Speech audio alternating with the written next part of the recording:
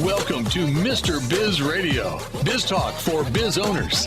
If you're ready to stop faking the funk and take your business onward and upward, this show is for you.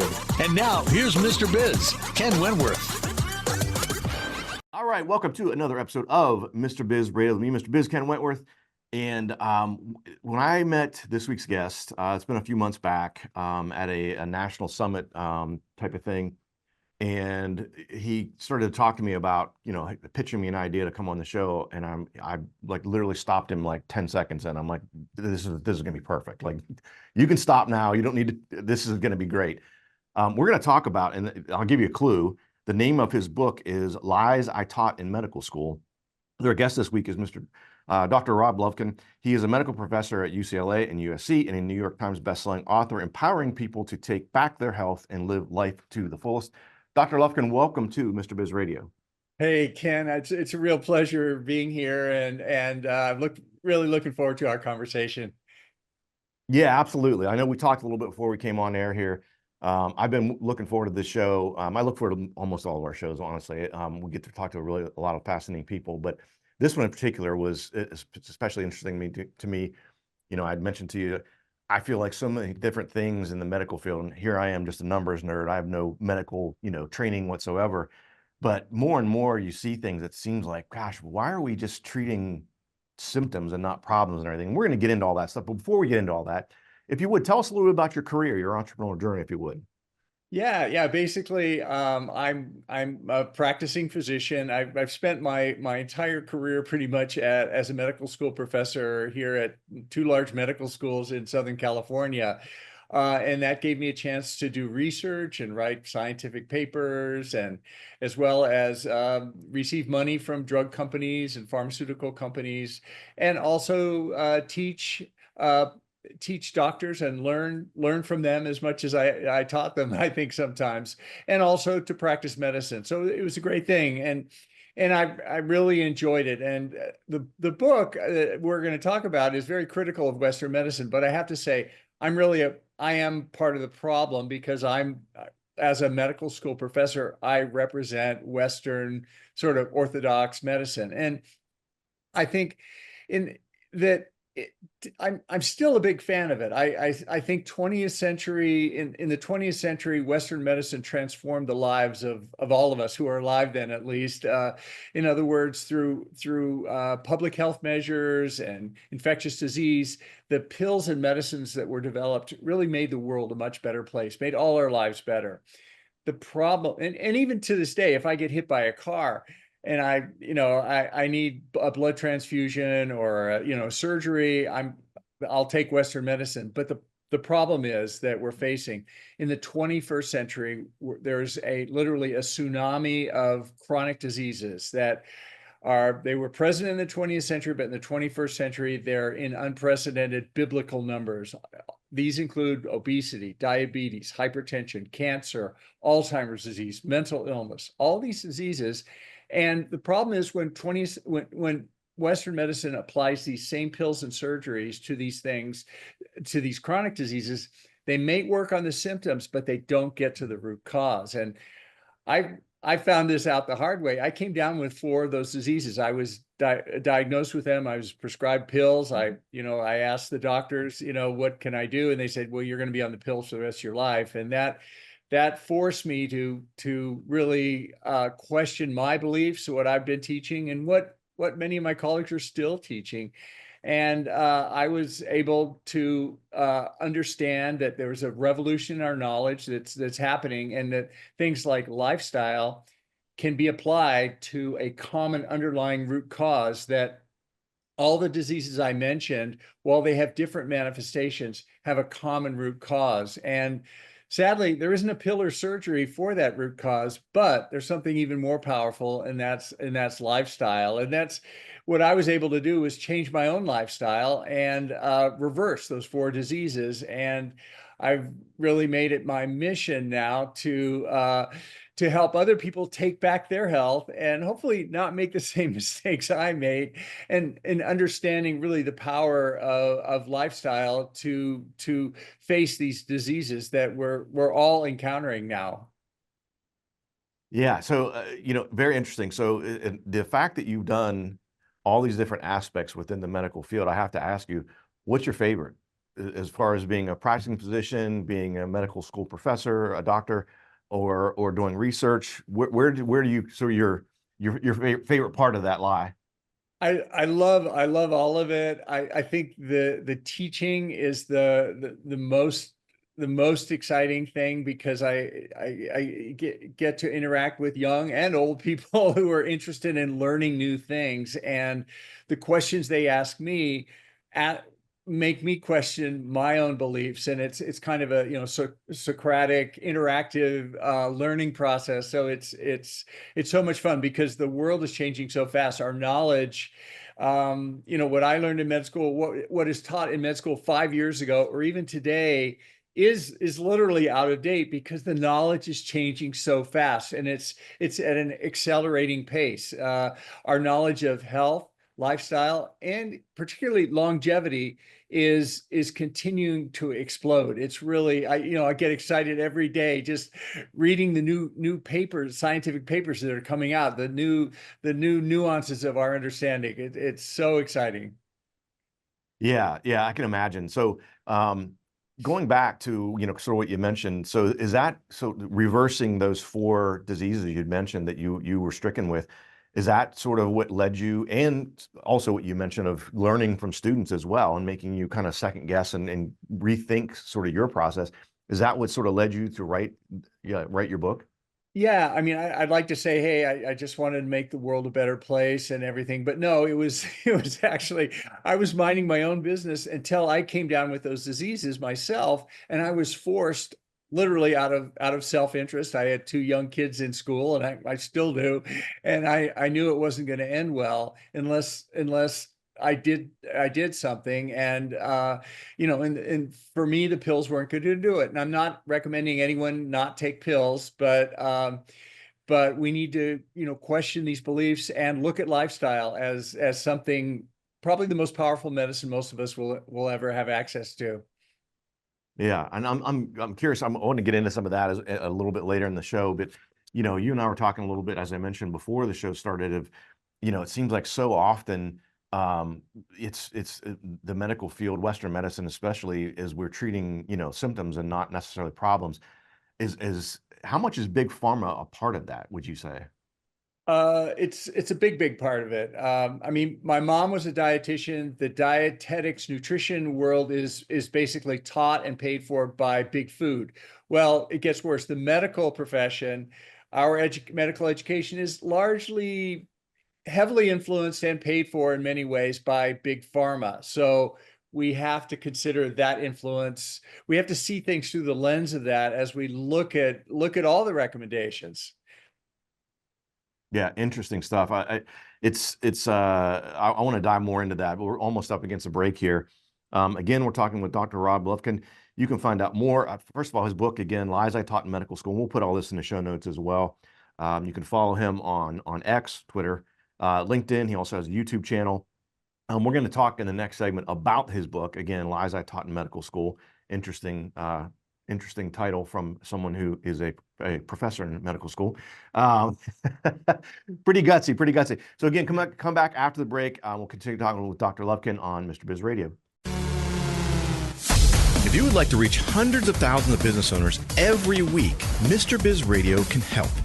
Our show airs globally 7 days a week for more than 25 hours across several internet radio stations, plus 20 plus podcast platforms. Also, video exposure on the new exclusive Mr. Biz Network streaming channel, which gets blasted to 100 plus streaming platforms, and the Mr. Biz YouTube channel, and our 350,000 social media followers multiple times every week. Join Mr. Biz Nation as an advertiser by emailing us at info@MrBizSolutions.com. Attention, Mr. Biz Nation. We have an exclusive offer just for you. Get lifetime access to scarcity countdown timers and logic links for only $69. Yes, you heard it right. Only $69. These tools will add urgency to your email campaigns and website pages, helping you increase conversions, sales, and capture more leads. Don't miss this incredible opportunity. Visit getpulsetools.com now and take your business to new heights. Check out all 3 of Mr. Biz's best-selling books at MrBizBooks.com. Now, once again, here's Mr. Biz. All right, welcome back to the show, and we're going to dive into Dr. Lufkin's book, his book, Lies I Taught in Medical School. So we talked a little bit about what kind of manifested you writing the book. What are some things that we can look forward to? And I know we're going to leave a link. Dr. Lufkin's been kind enough that you can download a free chapter, and we'll put that in the show notes as well. But what are some things that you talk about in the book, just to give everyone sort of like a little bit of a preview? Yeah, the book talks about my journey and what I learned, and not only the diseases I encountered, but the most common diseases that we're all facing in this epidemic of diseases. And it basically there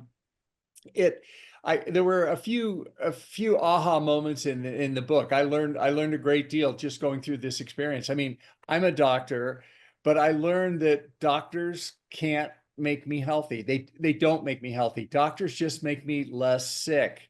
And as a patient, if I want to be healthy, it's on me. It's the lifestyle choices I make that will influence literally how and when I get these chronic diseases. And it's a big factor. And everyone's probably saying, well, that's great. When I get chronic disease, I'm gonna do what you suggest, Rob, Dr. Lufkin. But there's something else I learned, is that, well, as a doctor, I always used to think that the diseases, these chronic diseases, whether it's diabetes or cancer or Alzheimer's disease, they start at a certain moment when you have them, and before you didn't have them. In other words, you go into a doctor's office, I can't remember my keys. Oops, you have Alzheimer's disease. And I'm not trying to make light of any of this, but one day you're normal, and the next day they say, oh, you've got pre-diabetes or you've got diabetes. And the interesting thing, the important thing that I learned was all these chronic diseases, they don't begin the moment the doctor makes the diagnosis. In fact, that's pretty far down the path. And these diseases actually start years to decades before the doctor makes a diagnosis. And what's the message here? Well, if I wait until the doctor tells me I have, one of these diseases, I've missed a tremendous opportunity for prevention or for delaying the onset and managing them. And the amazing thing is the lifestyle tools that we talk about in this book, they don't just work for the 4 diseases I have, but they work for obesity, diabetes, cancer, Alzheimer's disease, mental illness, heart attack, stroke. It's the same lifestyle that works for all those diseases. And it's really remarkable. So you implement the same types of behavior in healthy living, and it dramatically affects your risk for these diseases. And, if and when you get them, and, let's be realistic, as Jim Morrison said, nobody gets out alive, right? In other words, we're all going to die of something. And the list of diseases I listed, statistically, you and I and most of our audience will die of one of those diseases just by the numbers. So they're in our future, but the idea is let's push them out as far as we can. And let's not have a long period of disability. In other words, lifespan is good, but health span, in other words, the healthy years within that are equally important. And that's what this lifestyle does. It makes us healthy longer and pushes those diseases that, everybody eventually gets, but it pushes them further out. Like, I don't want that disease when I'm 55. I don't want it when I'm 75. I don't want it when I'm 95. I'll take it when I'm 110. Fine, right.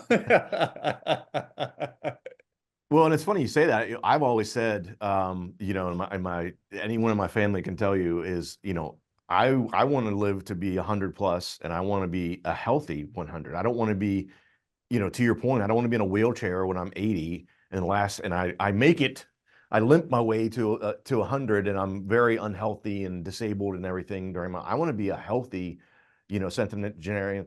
And, I think, again, I say this, and I have to stop sometimes, because I think people in my family are like, oh, geez, here we go again. Because I'm like, well, I only do this every once in a while or whatever. I'm like, okay, but yeah, you're doing this once a week, whatever it is, fill in the blank, something that's maybe not as detrimental to your health, but you're doing it from the time you're 30. And so now when you're 60, you've been doing it at once a week for 30 years. So the accumulation of that, and to your point, accelerating some of these diseases and things like that, it's like, I think people don't see that enough. And it's, especially in today's world where everything's just so right now, let's go. And don't think about the downstream, down the path impacts of those. But along those lines, Dr. Lufkin, in your mind, what would you say, in your estimation, what's the biggest fallacy in sort of the healthcare world now? Well, I think the biggest one is the one that I mentioned, is that we go to doctors to get healthy, and that our healthcare system is set up around diseases. So we manage diseases. We don't necessarily make people healthy. And the absence of a disease is not necessarily healthy. Today, along with all these chronic diseases, which in the book we talk about, I believe is based on metabolic dysfunction. That's the root cause. It has things like insulin resistance, inflammation, oxidation. All these things affect us. And there's been a large study that showed that, several studies that show that most people today have metabolic dysfunction. In other words, they have over 80% of people have at least one marker of metabolic dysfunction. And looking at these diseases, starting at obesity, most people today are overweight or obese in the United States. Most people have hypertension. We're approaching where, a significant portion of people have diabetes, and it's increasing. And the numbers for all these diseases are taking off. And that speaks to, some people say, well, you just, what's the secret to living longer without disease? Well, pick your parents, right? Well, that's genetics, right? But the fact that these diseases are literally exploding in numbers means that our genes didn't change in the last 40 years, but something has changed, which means that so many more of us are getting sicker sooner with these diseases. And it's not our genes. So it's something in our environment, and our environment is controlled by the lifestyle choices that we make, and how we get exposed to that environment. Yeah. And I think too, a lot of it is, what I've seen at least, is some people almost look at it as an inevitability that they're going to have one of these problems. Like, well, yeah, I'm 40 pounds overweight, but my brother's 50 pounds overweight, so I'm doing better than him. It's like, well, no, not really, right? And I think that's part of it too. Is I hate to say it, but it's like the people you hang out with and their lifestyle. If you kind of fall into that, because inevitably you compare yourself to other people around you. And again, like, well, I'm not doing as bad as so-and-so. Well, that doesn't mean you're doing good either, No, absolutely. Yeah. There's the meme about obesity runs in families, that you look at the family, and the father's obese, the mother's obese, the kids are obese. And guess what? The dog and the cat are also obese. So right. It's not necessarily genetics. Genetics plays a role, but a small role. Even in longevity, genetics is, the most recent numbers are around 10%. So really, it's in our hands on how we want to control our risk for these diseases, for most of these chronic diseases. Yeah. Good stuff. All right, guys, we're gonna hit a break here. We're gonna come back, continue talking with Dr. Lufkin. Again, you can find him on X, LinkedIn, and check out his YouTube channel and his book, Lies I Taught in Medical School.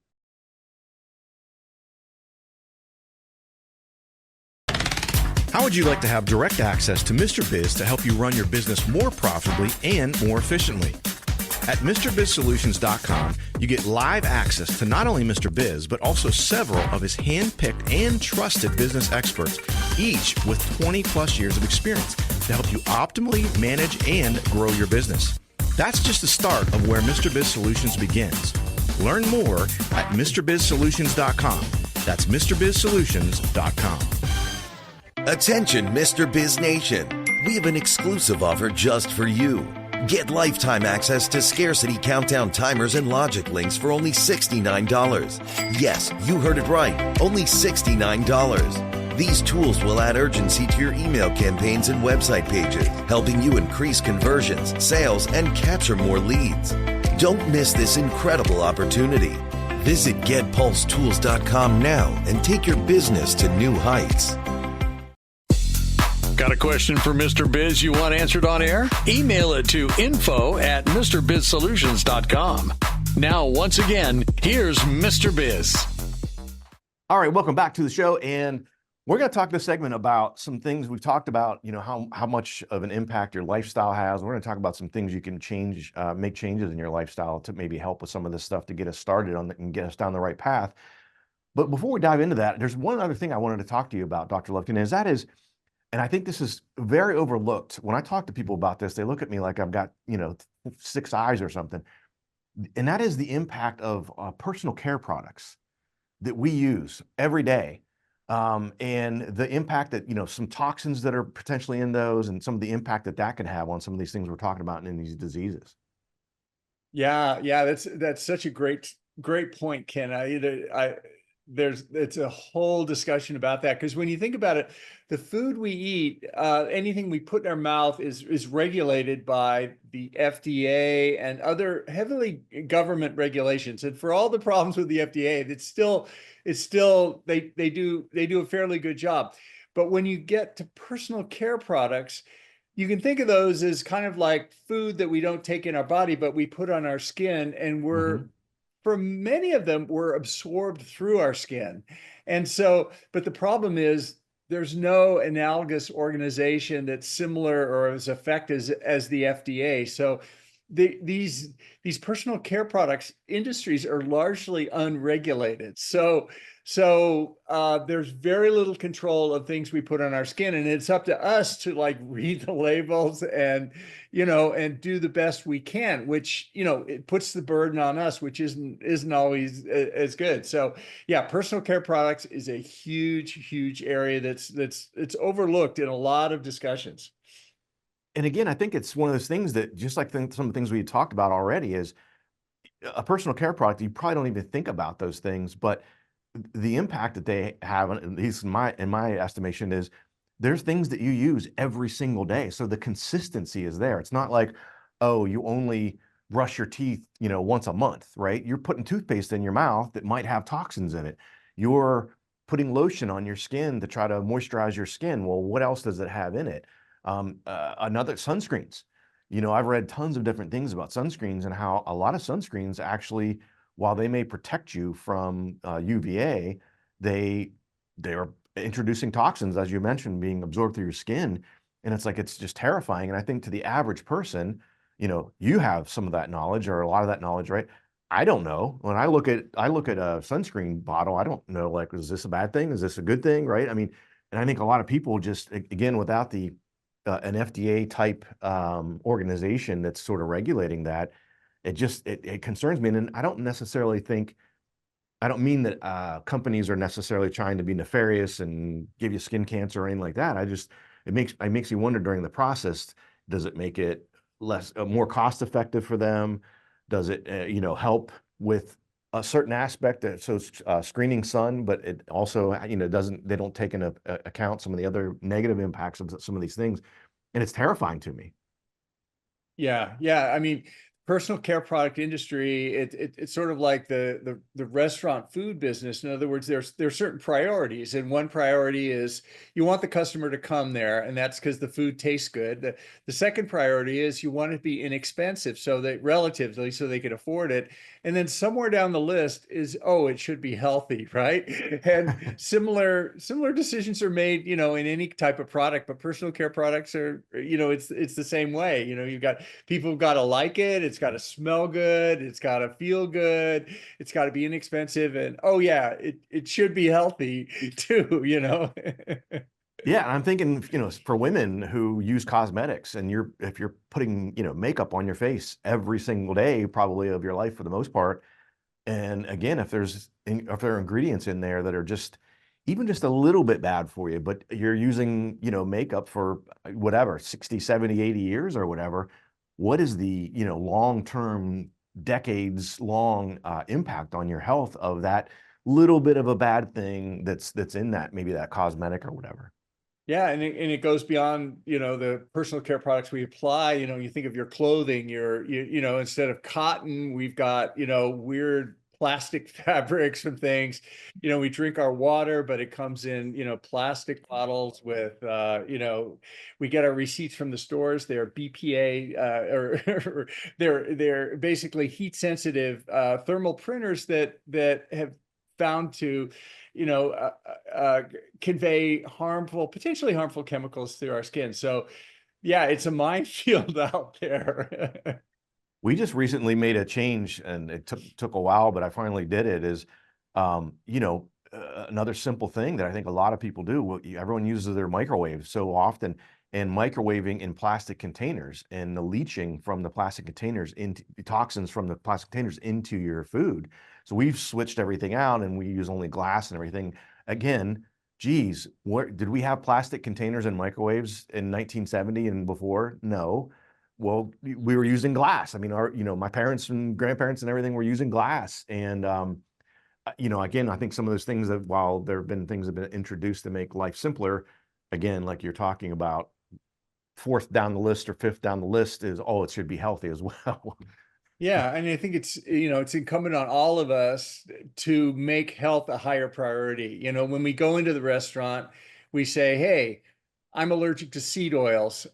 Give me what do you serve that doesn't have seed oils in them, that are harmful, pro-oxidative, that I talk about in the book, or what is perhaps a low carbohydrate, sugar-free alternative to your diet, or you can ask them things like that, or maybe grains. I don't want grains because of the glyphosate, the weed killers in them, so I want grain-free foods. What are your choices? So by asking our restaurants or our providers and making, we ultimately control it as a customer, but it's just a matter of making our voice heard. Right. Well, we only got a couple minutes left, but I did want to dive into what are some practical tips you could give us, Dr. Lufkin, to at least get us started. What are some maybe overlooked things that people don't consider that we can really get started and use ourselves to start living that healthier lifestyle? Well, I mean, the biggest thing is, the whole thing about lifestyle, I literally asked my doctors when I got my 4 prescriptions, I go, "Hey, I've got these diseases. What about lifestyle? Does that work?" And they go, "Nah, it doesn't really work. You're going to be on these pills for the rest of your life." So I think that is a misconception that needs to be corrected. Lifestyle is important. It's probably more important than any of the medicines, most of the medicines that we're given, because lifestyle is what we do every single day of our life. And as a patient, it's very empowering, because people say, "Hey, aren't you depressed about this book, about how all the problems with the healthcare system?" But no, I'm optimistic, because I think it's empowering. As a patient, I get to choose lifestyle. Every morning I wake up, I get to decide, what am I going to put in my mouth? When am I going to eat? When am I going to exercise? Just like you, Ken, taking the walks during the day. How am I going to sleep? But how does stress affect me? Do I look at the world as a harmful, dangerous place, or is it a beautiful place full of love and opportunity? And all those things matter, and they're in our control. And no doctor can do my lifestyle for me. It's something that I have to do, but it's something I get to do. And it's really, really powerful. I think that message is a message of hope for all of us, because we're in charge of our health. I'm the CEO of my own health. Doctors are important, there'll be a consultant, but lifestyle is really the main factor. And I, as a patient, am in charge of that. And that brings me great hope and joy. Yeah, and I love what you said about, and it's so true in many different aspects of life, but it's changing your even your own dialogue from have to get to, I think is a big empowering action to take, not only with your health, but with all sorts of different things in your life. Oh my gosh, I have to take my kid to practice. Well, 20 years from now, when your child's out of the house, you're going to wish you could take them to practice, right? You're going to miss those times. So again, great talking with you, Dr. Lufkin. Again, his book, Lies I Taught in Medical School. You can find him on X, LinkedIn, and YouTube as well. Thanks for coming on the show. Really appreciate it. Thanks so much, Ken. Yeah, appreciate it. Guys, thanks for watching. Thanks for listening. Have a fantastic remainder of your week. And don't forget, as always, cash flow is king. To become part of Mr. Biz Nation, follow him on all social media platforms or never miss a show by going to MrBizRadio.com. If you prefer free video content, visit the Mr. Biz YouTube channel or check out his streaming channel, which is available on 100 plus streaming platforms at MrBizNetwork.com.